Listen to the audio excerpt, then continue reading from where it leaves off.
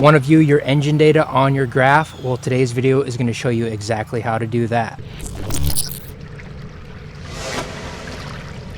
What is going on, guys? My name is Max. This is MG Marine Tech, and we are finally back doing another video, how to get your engine data onto your graph. This process will kind of be the same whether you have Garmin's, Humminbirds, Lowrances, etc. It's all very similar, but today obviously we're going to be using Garmin graphs and showing you guys step-by-step procedures on how to get that engine data onto your graph. There are a few things you guys are going to need. We're going to cover that. So we're going to be talking about some of the hardware you're going to need, and then what kind of information data you guys are be able to see on your graphs, as well as some of the on graph features, kind of show you guys how to set that up and make sure things are functioning properly. So let's dive right in. When it comes to the hardware, you're going to need two things. First off is going to be a NMEA 2000 starter kit and or backbone. Those are one and the same thing if you don't already have one on your boat. Now, if you do have one, all you're going to need is another T and maybe a cable or two. And then you're also going to need the appropriate adapter cable to convert your engine into hooking up to that NMEA 2000 network. This is a Mercury version. I have a Mercury on my boat, so you're going to have the specific adapter cable, I'm going to call it, that will plug your engine into your NMEA 2000 backbone. And really, it's as simple as that. You guys are going to have to do a little bit of research on the correct NEMA 2000 adapter or interface cable for your engine, and then it's as simple as plugging it in.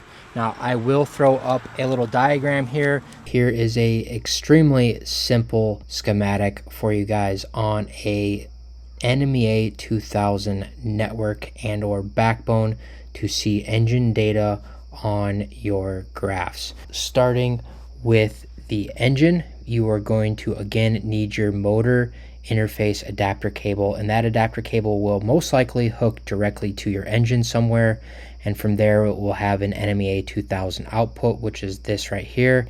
That will hook to a dropper cable 99% of the time, because this cable will typically not be long enough to hook into your NMEA 2000 backbone itself. So that is why this dropper cable is here.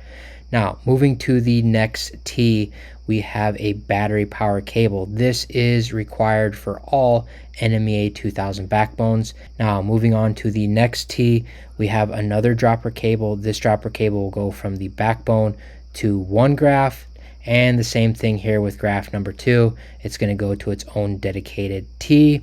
And then to finish off the NMEA 2000 network, we have a resistor on both ends of the network. Now, jumping back to the graphs and having both of these graphs hooked up, I did this for a reason in this schematic, because NMEA 2000 data, such as engine data, does not share over the Garmin Marine network / the Ethernet cable. So if these two graphs were networked together and only one of them was hooked to the NMEA 2000 backbone, only that graph will get engine gauges. So if you want both of those graphs to get engine gauges, both of them need to be hooked to the NMEA 2000 backbone.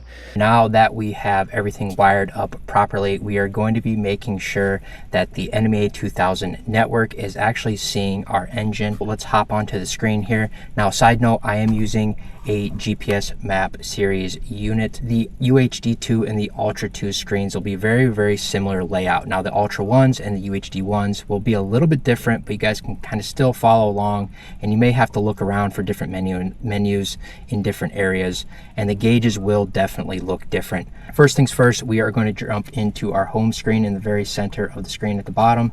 This is going to bring up a menu icon, and it will allow us to get to our settings here. So we're going to go to our settings, and then we are going to be going to communications and NMEA 2000 setup, because that's the network we're going to be looking at.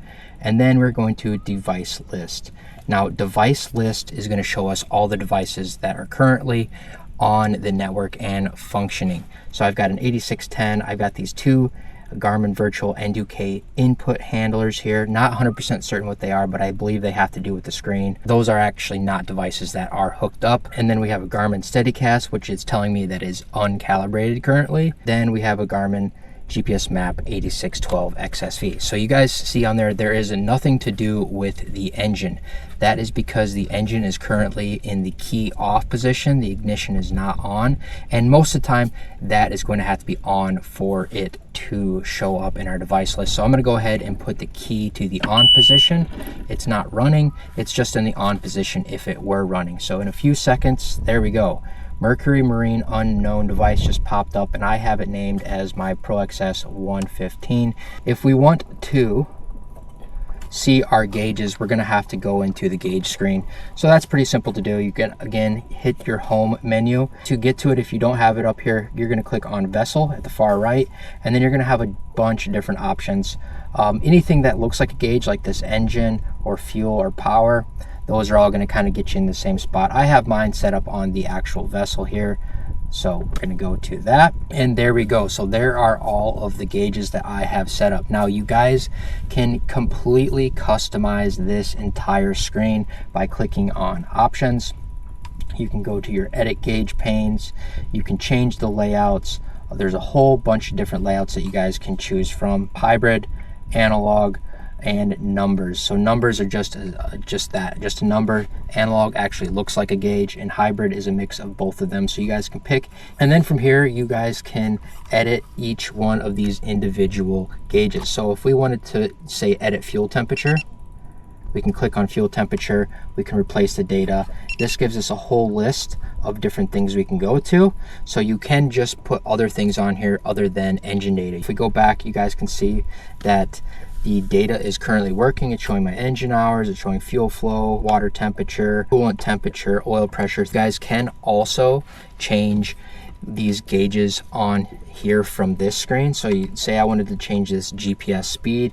If I click and hold on GPS speed, it's going to allow us to replace the data, which will again bring up this screen, or it will allow us to set the gauge limits.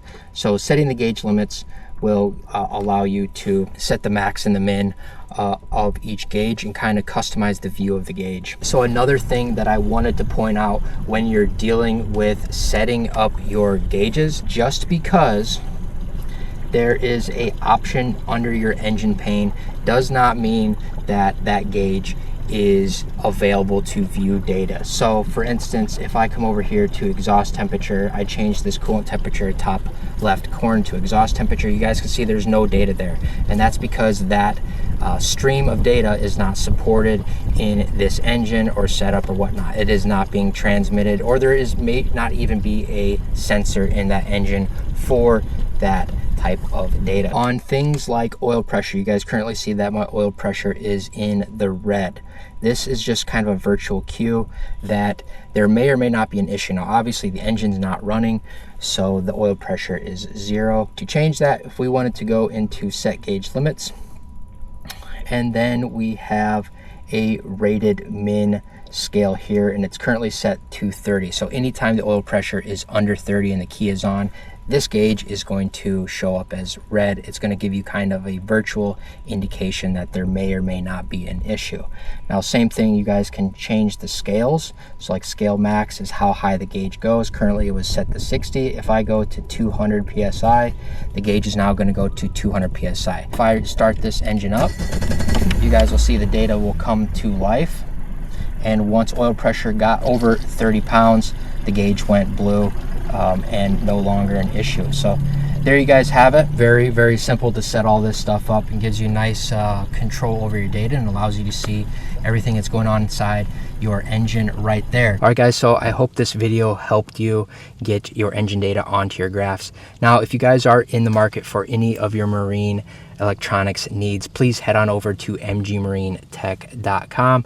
I carry it all and I would be happy to help you guys out. As always guys, hit that subscribe button down below and stay tuned for more tips and tricks on MG Marine Tech.